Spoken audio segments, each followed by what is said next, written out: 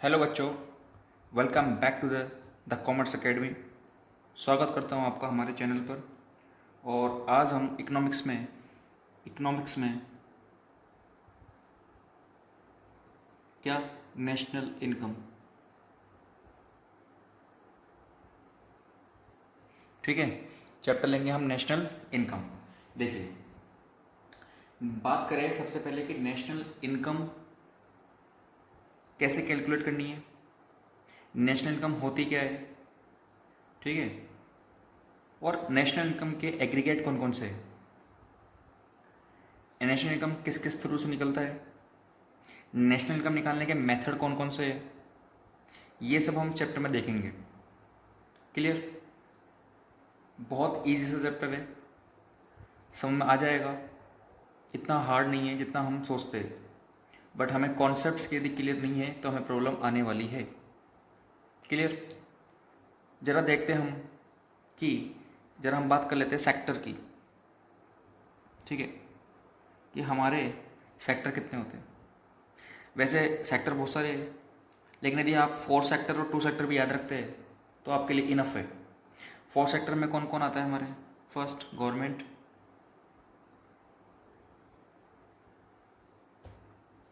Second is house hold, firm, fourth rest of the world. Rest of the world. Clear? या आप first number पे house hold को रखिए, house hold, firm, government and rest of the world, ठीक है। यदि हम बात करें 2 सेक्टर की, 2 सेक्टर इकोनॉमी, इसको हम बोलते हैं फोर्थ सेक्टर इकोनॉमी, ठीक है। ये हमारी 2 सेक्टर इकोनॉमी। क्लियर? 2 सेक्टर में कौन होगा? केवल एक हाउस होल्ड होगा और एक फर्म होगी, बस। एक हाउस होल्ड होगा, दूसरी कौन होगी? फर्म होगी। ये हमारी 2 सेक्टर इकोनॉमी है। क्लियर? बहुत बढ़िया। अब देखिए, हमें जो 12th क्लास में पढ़ना है वो क्या पढ़ना है? 2 सेक्टर इकोनॉमी पढ़ना है, यानी कि हाउस होल्ड और फर्म के कैसे आपस में रिलेट करते हैं, कैसे ट्रांजेक्शन करते हैं, किस तरीके से ये फैक्टर सर्विसेज प्रोवाइड करवाते हैं हाउस होल्ड फर्म को, और फर्म बदले में इनको फैक्टर पेमेंट करती है। ये सब हम देखने वाले हैं इस चैप्टर के अंदर। क्लियर? Okay, all right. फिर हम देखते हैं यहाँ पे जरा नेशनल इनकम की डेफिनेशन, कि नेशनल इनकम है क्या वास्तव में। क्लियर? तो आइए,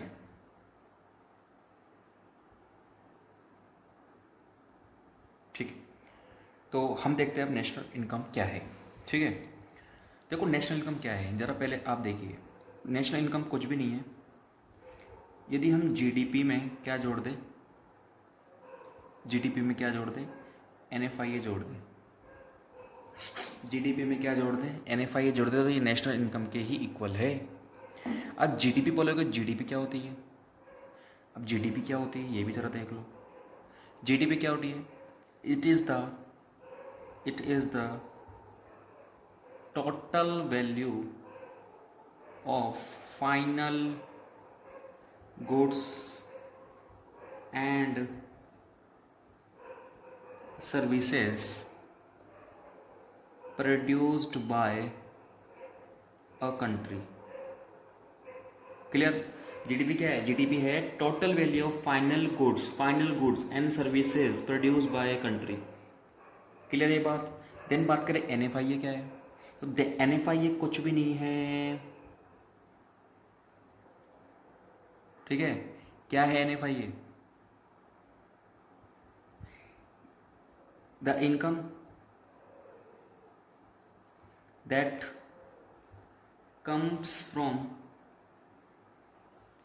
abroad from a particular period।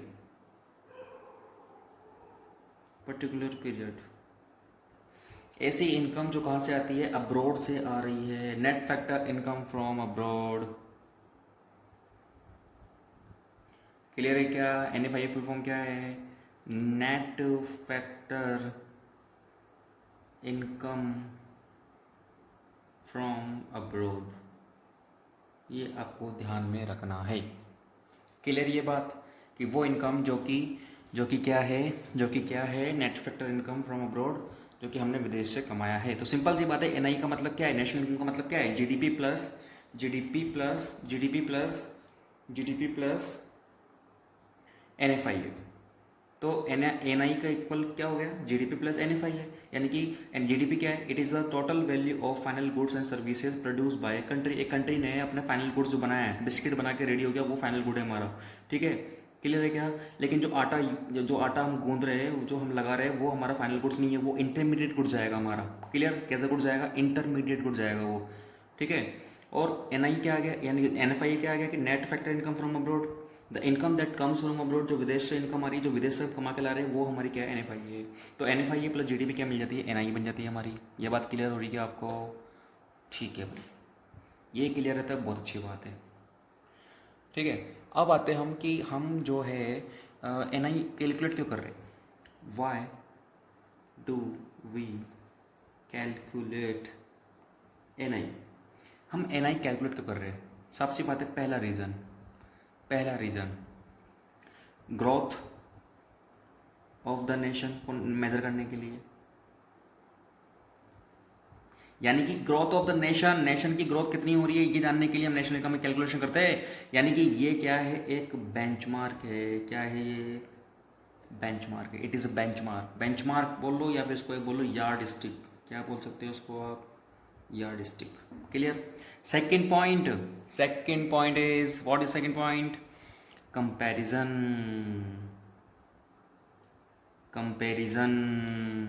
amongst different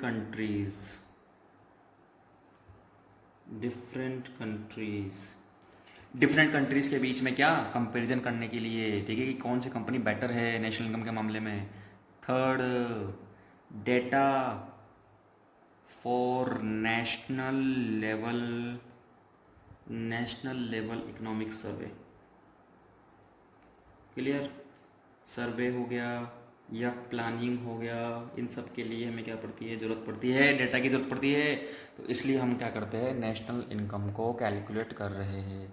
ये बात क्लियर है कि आपको सबसे पहले पता लग गया। आज हमने क्या क्या देखा, आज हमने कैलकुलेशन में देखा कि नेशनल इनकम क्या होती है। नेशनल 4 सेक्टर होते हैं हमारे पास, है ना, हाउस होल्ड, फर्म, गवर्नमेंट और रेस्ट ऑफ द वर्ल्ड। तो 2 सेक्टर की बात करेंगे, 2 सेक्टर में कौन कौन होता है हमारे पास, हाउस होल्ड होता है, दूसरा होती है फर्म होती है, ठीक है। एन आई किससे मिलकर बनता है, एन आई मिलकर बनता है G D P plus N F I है।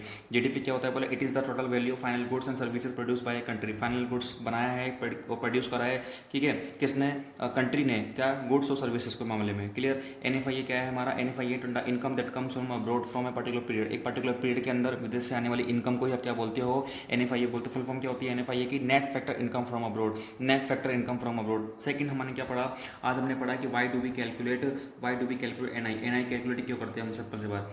तो फर्स्ट इसमें कि ग्रोथ ऑफ नेशन की ग्रोथ जानने के लिए, कंपेरिजन करने के लिए हमारा डिफरेंट कंट्रीज़ के बीच में, और data for the national level economic सर्वे और प्लानिंग के बीच, ठीक है, कि हमें प्लानिंग करने के लिए डेटा चाहिए होता है, तो हम नेशनल इनकम के थ्रू भी क्या लेते हैं, काफ़ी डेटा हम निकाल सकते हैं। क्लियर, आई होप ये आपको समझ में आया होगा। मिलते हैं नेक्स्ट वीडियो में, थैंक यू।